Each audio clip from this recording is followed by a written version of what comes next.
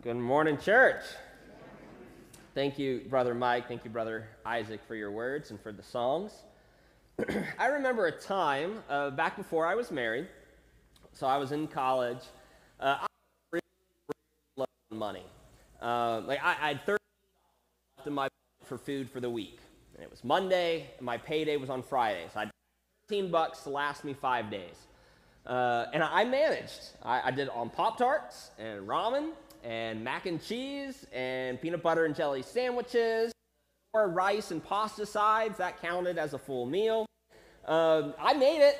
$13 for a week. My aunt was very offended because she doesn't live all that far from where I was in college, and she said, "You should have just told me and I would have helped." But I was proud of myself. I made a lot out of something as little as $13 for the week. That happens sometimes. You just have to make do with what you've got. In the last 6 months, I've been watching old episodes of Guy's Grocery Games. Maybe you're familiar with Guy Fieri. He is a TV food personality. He's a native Columbus person, but he's got this show called Guy's Grocery Games. He designed his own grocery store, and he brings in chefs and cooks from all over to compete in these crazy games. And so he gave a certain challenge in one of these episodes where the cooks had to make a meal for their 4 judges, and their meal, they go shopping for all their ingredients. That's part of it. Like, they have 30 minutes, you go shopping, and you cook, and you present it to the judges. And the challenge for this particular episode was you can only use up to 6 pounds of ingredients to make your entire meal. Now, you might think, well, 6 pounds, that's pretty generous. But if you're getting ketchup, you can't just get a tablespoon of ketchup. You're grocery shopping. So you're buying a full condiment bottle. If you're using pickles, you're having to buy a full jar of pickles. So all of a sudden, 6 pounds split between 4 people, that starts reducing a lot of your options. Make it even harder, the theme was indulgent foods, which you would imagine have a lot of things like fats and oils and something that's heavy and filling. And so anyways, you watch this, and these judges are having to think, or the contestants are having to think on their feet, how can I quickly put together something that's going to impress the judges? They have to make a lot out of a little. Jesus is going to blow all that away. I mean, Mike's already told you what I'm going to preach on this morning, but he's going to make a lot out of a little when it comes to feeding a lot of people. I mean, I was pretty proud. I made myself last on a few dollars. I think these judges, or these contestants in front of these judges, they could feel proud. They fed 4 people on 6 pounds. But Jesus is about to do something that's going to blow all of that way, way away. We're going to be in John chapter 6 this morning. If you want to follow along, I'll have it on screen. John chapter 6. Jesus is going to travel somewhere and then perform arguably one of his most creative, physically visible miracles. John chapter 6, starting in verse 1. After this, Jesus went away to the other side of the Sea of Galilee, which is the Sea of Tiberias. And a large crowd was following him because they saw the signs that he was doing on the sick. Jesus went up on the mountain, and there he sat down with his disciples. Now the Passover, the feast of the Jews, was at hand. Lifting up his eyes then, and seeing that a large crowd was coming toward him, Jesus said to Philip, "Where are we to buy bread so that these people may eat?" He said this to test him, for he himself knew what he would do. Philip answered him, 200 denarii worth of bread would not be enough for each of them to get a little. Now one of his disciples, Andrew, Simon Peter's brother, said to him, "There's a boy here who has 5 barley loaves and 2 fish. But what are they for so many?" Jesus said, "Have the people sit down." Now there's much grass in this place. So the men sat down, about 5,000 in number. Jesus then took the loaves, and when he had given thanks, he distributed them to those who were seated. So also the fish, as much as they wanted. And when they had eaten their fill, he told his disciples, "Gather up the leftover fragments, that nothing may be lost." So they gathered them up. And they filled 12 baskets with fragments from the 5 barley loaves left by those who had eaten. When the people saw the sign that he had done, they said, "This is indeed the prophet who is come into the world." Perceiving then that they were about to come and take him by force to make him king, Jesus withdrew again to the mountain by himself.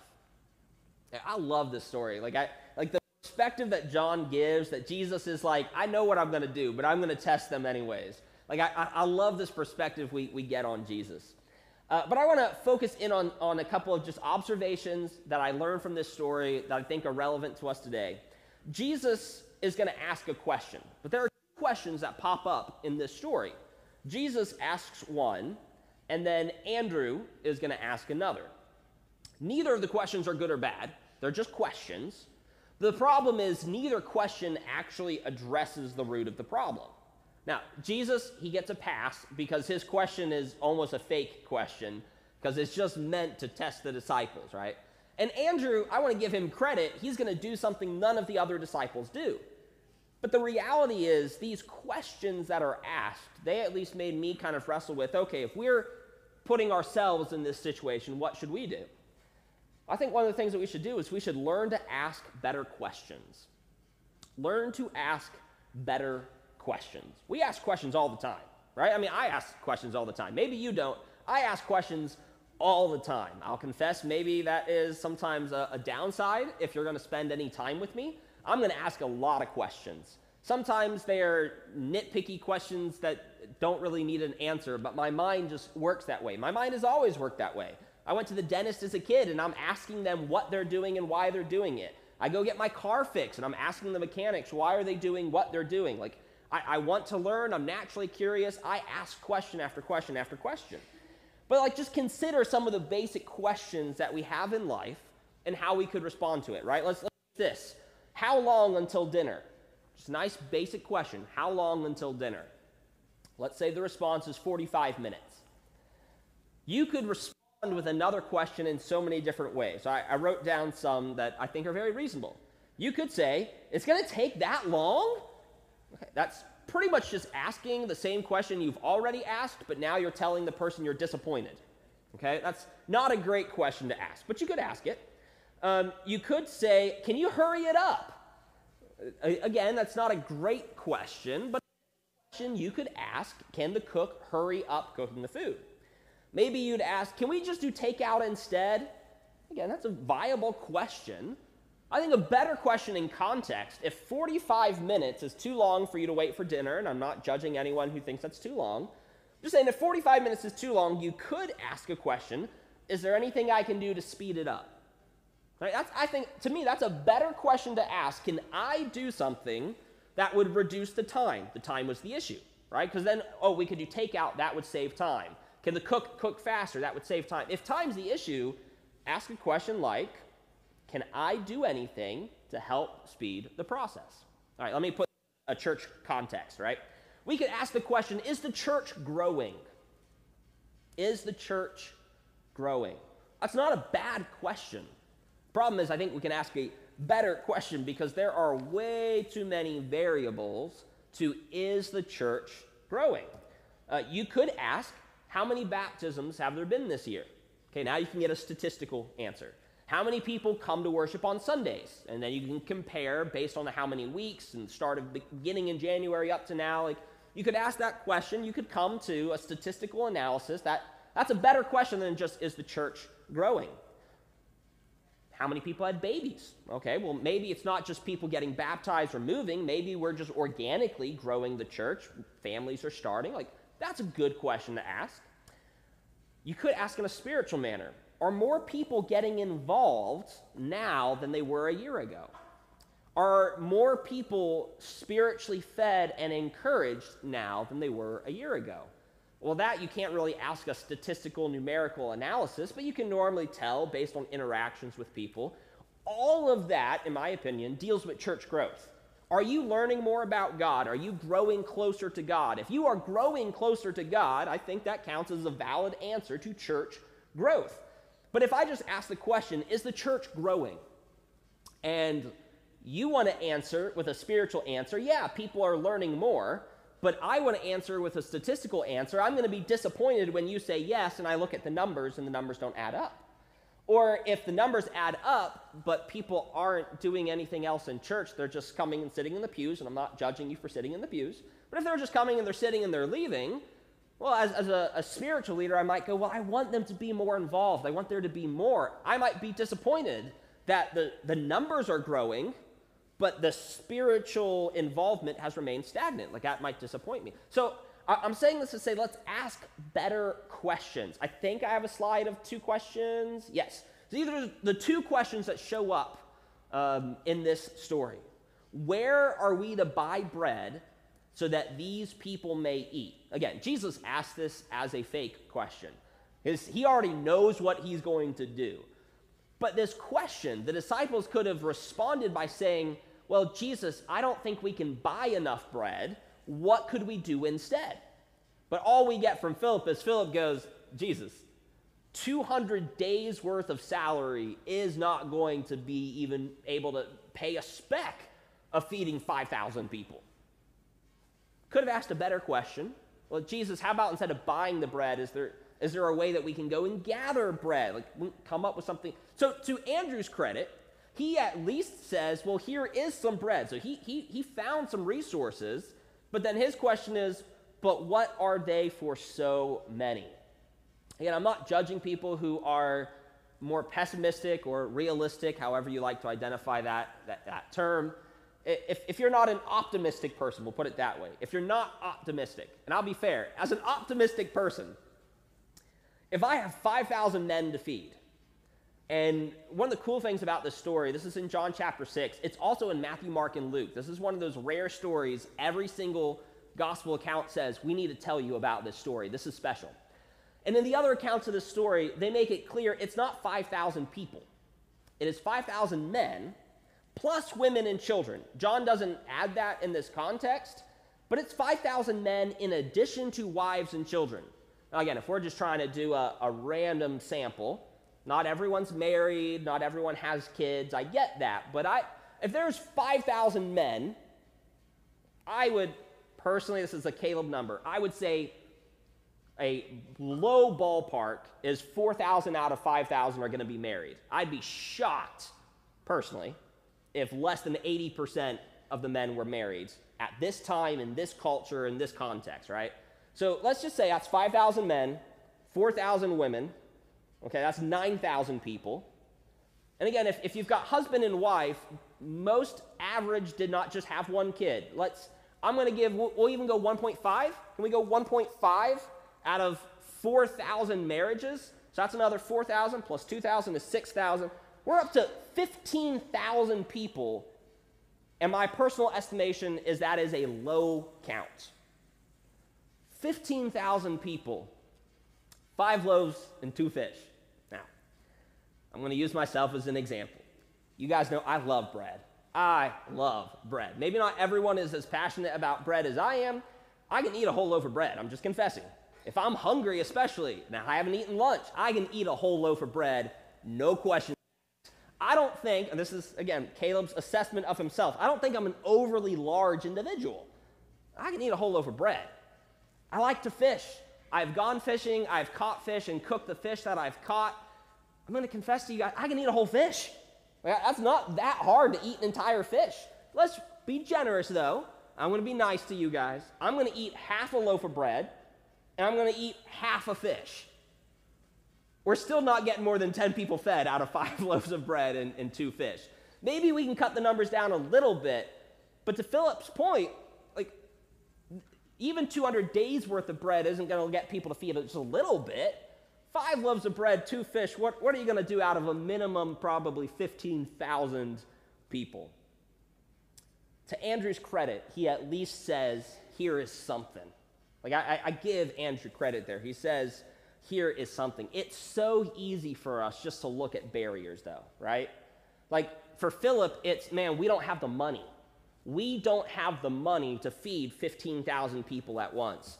I like sports. I watch football. It is a tradition, at least in football terms, for the rookies to often have to pay for this big, expensive meal for the whole team. And so they'll go out to eat, and the rookies have to cover this insane charge. I mean, it's thousands and thousands of dollars. They'll go to one of the nicest places in their city, and then the rookie pays for the entire team.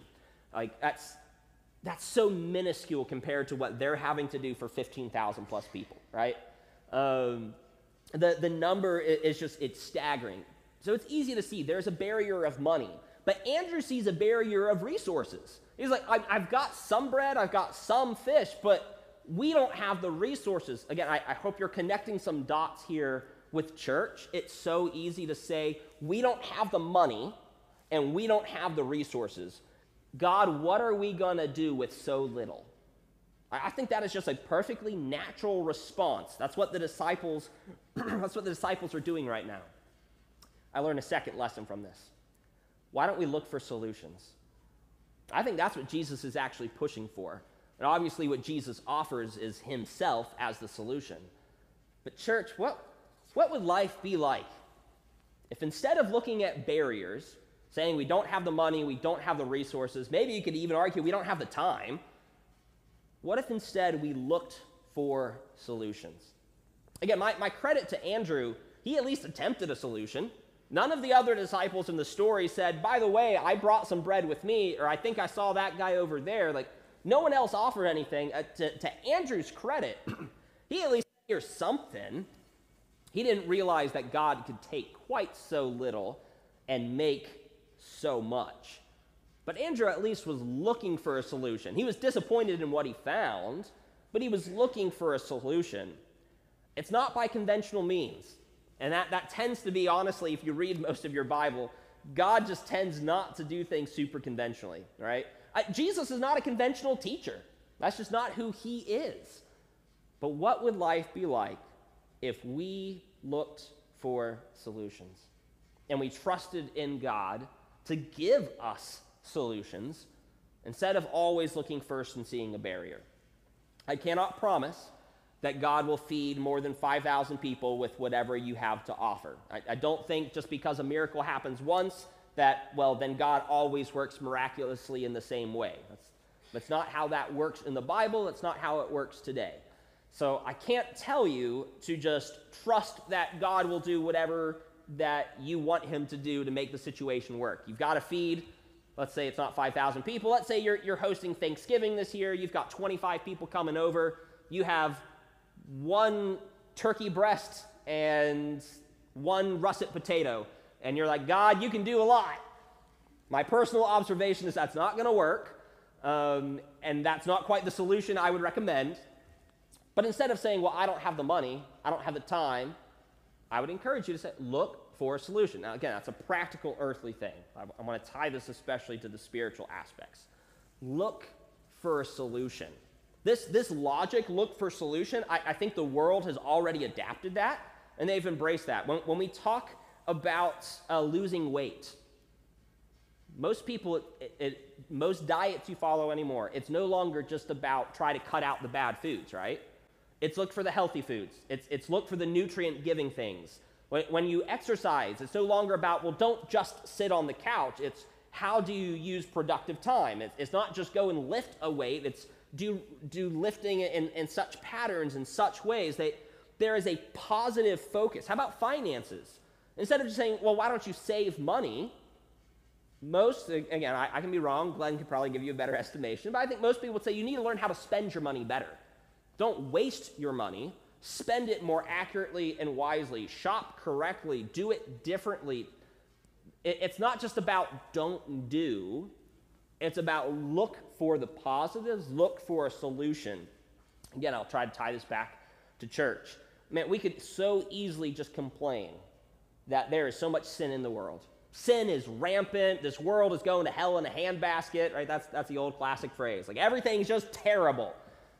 We can do that, or we can look for a solution. How can we, as Christians, be a model of light in the gospel to the people who are lost in the world? How can we, as the Northland Church of Christ, be a blessing in a community that too often shares the hurt of violence and aggression and pain and abuse and mistrust? How can we be better? How can we be God's hands and feet in the world? What can we do? It's so easy instead just to say, man, this is rough. I'm having a bad day. Christians are getting mistreated. I'm no longer respected. It's easy to settle on the negatives. That's easy. And I'm not even saying you're wrong. You are often going to be mistreated and persecuted and neglected and suffer. That is, as Christ says, if you want to be different from the world is not going to be your friend then. If you want to follow me, by the way, Jesus says, I am different from the world. If you're going to follow me, world's not going to treat you as if you're one of its own. They're going to treat you like you follow me. And that doesn't always mean good things for you. And you could say, man, that's just the worst. Or you could say, well, what could I do instead? How do I point people to Jesus? I can't explain God's power. I can't tell you how he did all of this. How did he feed all of these thousands of people with 5 loaves and 2 fish? How did God create the world, right? We go back to Genesis chapter 1. God said, let there be light. 4 words, at least according to the book of Genesis. 4 words, and God makes sun, moon, and stars. 4 words. How does God make so much out of so little? How does he feed all these people with so few resources? We have this church. We're about 100-ish in number. When we go to the book of Acts, when the church is beginning, there's 120 disciples gathered in the upper room. 120 is how we start the book of Acts. There are thousands that get baptized all throughout the book of Acts. Thousands upon thousands upon thousands. Maybe we only get a couple thousand statistically referenced, but then we get lots of individual stories and churches that are being planted and growing. And now we look at churches all over the world today.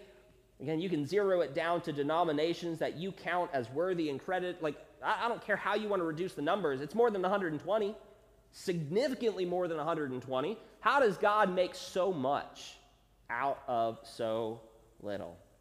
Remember the story where Elijah is going to have this widow keep making bread out of just a little bit of flour and a little bit of oil. Again, I make bread. I sometimes think to myself, man, this 5-pound bag of flour, I can make so many bread projects with this. You know what I've realized over the last several years of enjoying a hobby of baking bread? You fly through those bags of flour. You fly through bottles of oil. I think to myself, like, this is big and heavy, and it doesn't last, guys. It goes. And all of a sudden, I've made 3 or 4 bread projects, and I've used all my resources. And yet, this widow is able just to keep making bread after bread after bread after bread, and all she had was a little flour and a little oil. In fact, it was so little, she told Elijah at the time, I'm literally making my last meal right now, and then I expect to die of starvation. That's what I expect will happen. But you know what? I'm going to die of starvation anyways. I'll share it with you, Elijah. And Elijah says, why don't you just keep making it and making it? And this theme just keeps showing up to me. How does God make so much out of so little? I don't know. That's what I've determined as your smart, wise minister. I've determined I just don't know. But what I do know, we should pay attention to God's wonders. That's what I know. We should pay attention because God does this all the time. He does it in the Bible all the time. I think he does it in our lives far more frequently than we give credit. Pay attention to God's wonders. Sometimes the wonders are more apparent. I give you that, right? Climb up a mountain. Maybe some of you have done this before. Any time you get to climb and see just all of creation. Maybe you're not a climber and you just drive, and you happen to be driving on a road that is significantly higher above sea level, and you can see all the forests and the mountain peaks, and you can see God's creation. You go, wow, that's impressive. Sometimes they're really apparent. Go to a museum. Right? We were at a safety security thing yesterday for churches, and they talked about the human body, all the nervous systems and the bones and the way the muscles work. Like, the human body is insanely complex. And as Christians, we can look at the scientific breakdown of the human body and go, wow, God is big and God is good, and that is a wonder. Again, I got to share in that wonder with the whole process of pregnancy and having a child born. It does not make logical sense to me, right? Me as a man confessing that to you, makes no sense to me how we can literally grow humans inside of a stomach. And it doesn't seem to matter if you feed chicken nuggets or all the organic stuff, they come out. And they've got everything they need. It doesn't make sense. How can the guilty be ice cream, and yet you have this perfectly healthy baby? When I have a guilty pleasure of ice cream, I don't get to be a perfectly healthy adult. Like, what? That doesn't even make sense. But Pregnancy makes no sense. Like, it is a wonder beyond explanation to me. Sometimes wonders are apparent. Sometimes I think the wonders are just so unique to your individual lives. And I've heard several of your stories. I've been here 5.5 years. I've gotten to know several of you. Hearing your stories, talking in the halls, in your homes, at events. I think God has worked some wonders in some of your lives. And you can't explain the how. You can't really certainly explain the why. You can't explain the what. We just know it happens. God works in wonderful ways. I want to encourage you guys this week. It's not really a homework assignment. You can do this, I guess now. You can tune me out for a minute. And what are some wonders God has done in your life? Think about it. What are the wonders that God has done in your particular life, in the lives of the people you know and love? What are the wonders that God has done? Pay attention to them. Because, man, I think Satan would just be so much happier if we forgot that God was a wonderful God. And we just thought God was some higher power, far removed, doing his own thing. I think Satan would love that. Church, I want to encourage you, pay attention to God's wonders. Again, I go back to this illustration, the feeding of all these thousands of people. Can you imagine being there, being one of the people in the crowd, and you just have this little basket come before you? Say, take some bread, and then the next disciple comes up and says, take some fish. Again, I imagine being the front row person, and you look at this basket, and you look behind you, and there's like 15,000 people. You're like, okay, I'll take my Lord's Supper, a little piece of cracker here, and I'll call it a day. But all of a sudden, it goes down the line. You're like, how did that basket just keep on going? It keeps going down the line. All of a sudden, you're the person halfway back, and there's just this one basket. Like, I don't know how Jesus did this. In my mind, they were kind of like a one cup, right? Like, it's one basket of bread and fish. It just keeps going and going. Can you imagine being person 4,999 and you're grabbing, oh, it's full. Like, can you imagine the wonder of what that would have been like to witness the miracle of God? And then at the end, you're the final person. And you're like, man, that's a pretty full basket. So I'm going to take a whole loaf. I'm going to take my whole fish. I'm going to enjoy it, right? And then they go and they fill up all the extras. 12 baskets full of extras. So now each disciple is walking around and you're like, where did they get these extra baskets? And each of them have a full basket. They started with one basket full of bread and fish. Ended up with 12 baskets. Now, I'm not the best at math. I think I'm okay with math, but one basket of bread and fish should turn into 12. That's just not the way it works. But man, our God is a God of wonders. Church, I want to encourage you, pay attention to God's wonders. I'm going to offer actually one warning as I conclude the sermon, because I'd love to end here because this is really cool. Like, let's go. God is good. He does amazing things. We could end here. This is just not how the story ends. And again, if you've been paying attention to the way I preach, I like to preach the story. There's a weird line we get at the end of this. The crowd is like, oh yeah, this is the prophet. We're going to make him king. He is the prophet. That is true. I'm not sure king should be the next step. I'm going to offer a word of warning. Don't jump to conclusions. This is my final spiritual encouragement for you for the week. Don't jump to conclusions. I like to think I have a pretty quick mind. I can take information in, process it, and give you a response pretty quickly. I think God has gifted me in such a way I can process quickly. That said, one of my bigger challenges is I can jump to conclusions. I can hear something over here and immediately process, okay, this is how I would do it, this is what should be done, uh-oh, here's a problem, and I jump to a conclusion. Man, I've done that here at church. I'm not going to name names, but I have definitely misjudged some people and some actions. And I've gone to them and been like, uh-oh, and they're like, no, this is what happened. And I've been humbled because I've been totally wrong because I jumped to conclusions. I think this is very valid as a spiritual takeaway. We as Christians, let's not be the kind of people that just jump to conclusions. We live in a society that jumps to conclusions. That is just what people do. Right? That's why stereotypes have been so hard, is people just see something, a quick snapshot. Don't judge a book by its cover, and then everyone judges a book by its cover. Right? We know the saying, and we do the opposite. Right? We're a culture that jumps to conclusions. Christians, I really want to encourage us, let's not jump to conclusions. I really enjoy going to trivia competitions. I've been doing this the last couple years. There's a lot of places in Columbus that do themed trivia nights about different books and movies and franchises and general trivia.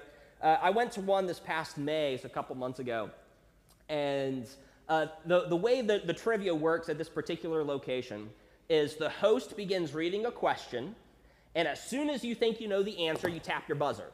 Once you tap the buzzer, the host stops reading the question, and you give your answer. And if you're right, you're the only team that gets points for that particular question. But if you're wrong, then not only do you not get the point, you can't even try to guess the next question, so you're eliminated for a single question, and then someone else can jump in. Anyway, so I was at this competition, I think there was like 25 teams. This was a bigger competition, and we were doing okay. We were kind of in the middle of the road. I think we were like 7 or 8 out of 23, 24, or something like that. But the way this buzz-in round works, because you're the only person who gets credit for the question, you do want to be able to buzz in, the way I calculated the average, like a minimum of 4 times. It's a 20-question round. You really need to buzz in. And so anyways, like people are anxious to buzz in quick. Well, they started asking this particular question. And it was a question that sounded as if it was the most basic, simple question about this topic that anyone had heard. This was just good, easy trivia. Man, hands started slapping on buzzers. And so he read like 6 words, and he stopped, first person, answers. I didn't think that sounded like the right answer, and he said, nope, wrong answer. So we slapping. We still didn't get it. All of a sudden, teams just keep slapping and slapping and slapping. Every single team's getting it wrong. They're giving different answers, like you can't give the same answer. So they keep giving the wrong answer. It seems like it should be such an easy question. And I start thinking to myself, something's going on. Like, I think there's probably more to the question. Well, unfortunately, my team member didn't think so, so he slaps in, he shouts an answer, and it's wrong. And I was like, huh. And so the host literally says, guys, maybe you should let me finish reading the question. And he reads the question, and it literally was like, you know this basic scenario that happened in the story? Who is the person watching it from the side? Well, everyone is just talking about whatever was going. Like, if we don't jump to conclusions, we might learn a lot more. We might be able to have more fun in any given environment. We might draw a lot closer to God. We might stick closer to truth if we don't jump to conclusions. This happens so easy by, I think, chain effect. If I jump to a conclusion and I mention it to one of you, you jump to conclusion, right? All I have to do is plant the wrong idea. This is how gossip works. I plant the wrong idea because I've jumped to a conclusion. Then you start jumping to a conclusion, and all of a sudden you've got lots of people who have all jumped to conclusions. All right, let's pull up, I think it's verses 14 and 15, right? This is what the people did. They see Jesus feed 5,000 men plus all the women and children. My conservative estimate, 15,000 people, 5 loaves of bread, 2 fish. That's impressive. They jump to this conclusion. This is indeed the prophet who is come into the world. Okay, I'm going to give you an easy question. Are they correct? My answer is yes. They are correct. This is indeed the prophet who is coming to the world. This is who God said would come. This is the Messiah. This is the one who is going to fix things and restore things. This is the Son of Man. We've been waiting for hundreds of years. This is it. They jump to the right conclusion. And we get verse 15. Jesus says, perceiving then, they were about to come and take him by force and make him king. This is the prophet who's come into the world. We should kidnap him and make him king. I'm not sure how they jump necessarily from one to the next, but they jump to that conclusion. They say, we're going to make you king by force. Not to mention, to be fair, it's 15,000 people. Even if it's just 5,000 men, that's not a decent, militia army that you've just created if you want to be king. That's not bad. And they say, hey, we can do this. We can go kick the Romans out. Let's go. Hey, we're out in the woods right now. We're on this mountain. Let's go back to Jerusalem. Us 5,000 men. This prophet who's actually going to be our king. Let's go back to Jerusalem. Let's kick some butt and let's take over and let's be like God wants us to be, on top. They jump to conclusions. Jesus says, yeah, that's not the conclusion you're supposed to come to in this circumstance. I'm out. I think we can do this spiritually, right? So I say pay attention to God's wonders. My admonition is don't go, wow, it's a beautiful day. I should go and do X, Y, Z because God told me to.